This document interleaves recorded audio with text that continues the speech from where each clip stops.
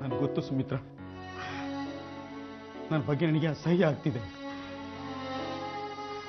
ಆದ್ರೆ ನಾನು ಏನ್ ಮಾಡ್ಲಿ? ನೀನು ಕೈ ಮುಗಿದು ಕೇಳ್ಕೊತೀನಿ, ನನಗೆ ಒಂದೇ ಒಂದು ಅವಕಾಶ ಕೊಡು. ನಿನ್ನ ಗಂಡನಾಗಿ, ನಿನ್ನ ಮಗುವಿನ ತಂದೆಯಾಗಿ ಒಂದಷ್ಟು ದಿನ ಇರ್ತೀನಿ. ಒಂದು 4 ದಿನ ಪಾಪಕ್ಕೆ ತಕ್ಕ ಪ್ರಾಯಶ್ಚಿತ್ತ. ಆಮೇಲೆ ಎಲ್ಲರೂ ದೂರ ಹೊಟ್ಟೋಗ್ತೀನಿ. ನನ್ನ ಮಗು ಹಸುವಿನಿಂದ ಸಾಯುವಾಗ ಮಾಡಬೇಡ.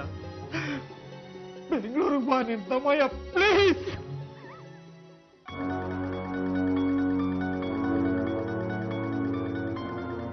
ಅಣ್ಣ, ನೀವು ಆಸ್ಪತ್ರೆಯಲ್ಲಿದ್ದಾಗ ಸೀತಾಪುರದ ವನಿತಾ ಮೇಡಮ್ ವಿದ್ಯಾ ಅಂತ ಹೆಸರು ಇಟ್ಕೊಂಡು ನೀವು ಆಸ್ಪತ್ರೆಯಲ್ಲಿ ಇದ್ದಷ್ಟು ದಿನ ಅಲ್ಲಿ ಆಯಾ ಕೆಲಸಕ್ಕೆ ಸೇರ್ಕೊಂಡಿದ್ರು. ಯಾತಕ್ಕೆ? ಭೀಮಣ್ಣ ನೀವು ಆಸ್ಪತ್ರೆಯಲ್ಲಿ ಇದ್ದಷ್ಟು ದಿನ ಬೆಂಗಳೂರಿನಲ್ಲೇ ಜಾಂಡ ಹುಡ್ಕೊಂಡಿದ್ದ. ಅವನಿಗೇನು ಕೆಲಸ ಆಯ್ತು? ಈಗಲಾದರೂ ನಿಮಗೆ ವಿಷಯ ಸ್ವಲ್ಪ ಅರ್ಥ ಆಗಿದೆ ಅಂತ ಅನ್ಕೋತೀನಿ. ಪರಶು ಸಂಶಯದ ಬೆರಳು ಅವ್ರ ಕಡೆಗೆ ತಿರುಗುತ್ತಾರೆ. ಪರಶು ಮೇಲೆ ಒಂದು ಕಣ್ಣಿಡು. ನನ್ನ ಪರಿಚಯದವನೊಬ್ಬ ಇದ್ದಾನೆ, ಇವತ್ತೇ ಕರೆದು ಅವನು ಕೆಲಸ ಕೊಡ್ತೇನೆ.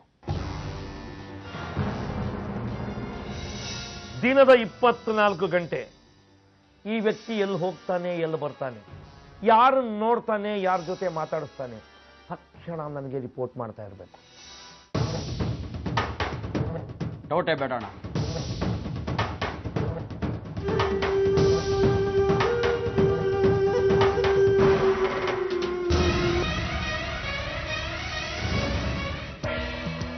ಹಿಂದೆ ಸೀತಾಪುರ ಟಿಕೆಟ್ ನನ್ಗೆ ಕೊಡಿಸ್ತೀನಿ ಅಂತ ಭರವಸೆ ಕೊಟ್ಟಿದ್ರಿ. ಅದು ಆಗ ಪರವಾಗಿಲ್ಲ, ಶ್ರೀರಾಮ್ಪುರದ ಬೈ ಎಲೆಕ್ಷನ್ ಅನೌನ್ಸ್ ಆಗಿದೆ. ಸೀತಾಪುರದಲ್ಲಿ ನಿಮ್ಗಿರೋ ಇನ್ಫ್ಲೂಯೆನ್ಸ್ ಶ್ರೀರಾಮ್ಪುರದಲ್ಲೂ ಇದೆ. ಅದು ಅಲ್ಲದೆ ಅಲ್ಲಿನ ಜನಗಳು ನಿಮ್ಮ ಮಾತು ಮೀರಲ್ಲ.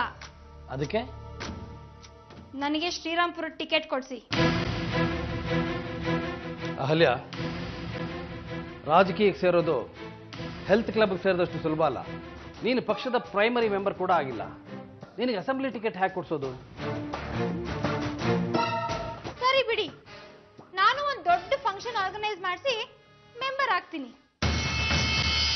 ಅಹಲ್ಯ, ರಾಜಕೀಯದಲ್ಲಿ ಪಬ್ಲಿಸಿಟಿ ಬೇಕು ನಿಜ, ಅದು ದುಡಿದು ಸಿಗಬೇಕು. ನನ್ನ ಅಡ್ವೈಸ್ ನಿನಗೇನು ಅಂತಂದ್ರೆ, ಮೊದಲು ನೀನು ಪಕ್ಷಕ್ಕೆ ದುಡಿ, ಆಮೇಲೆ ನಿನಗೆ ಟಿಕೆಟ್ ಕೊಡಿಸ್ತೀನಿ.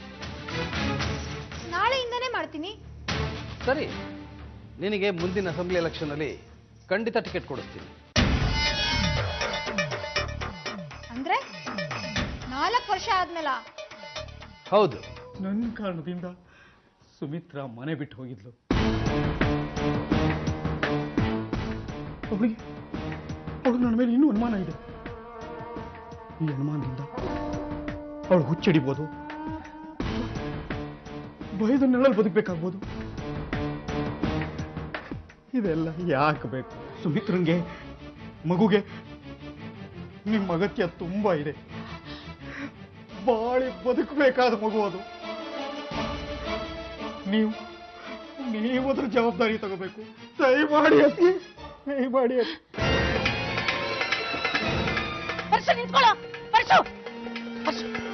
ನೀನ್ ನಿಜವಾಗ್ಲೂ ಪಶ್ಚಾತ್ತಾಪ ಪಟ್ಟು ಹೊಸ ಮನುಷ್ಯ ಆಗೋದಾದ್ರೆ ಹಳೆದನ್ನೆಲ್ಲ ಸುಟ್ಟು ಬಿಡು. ನೀನೆಲ್ಲೂ ಹೋಗ್ಬೇಕಾಗಿಲ್ಲ. ನಡಿ ಒಳಗಡೆ. ಆದ್ರೂ ನಡಿಯ ಒಳಗಡೆ. ಸಾವಿತ್ರಿ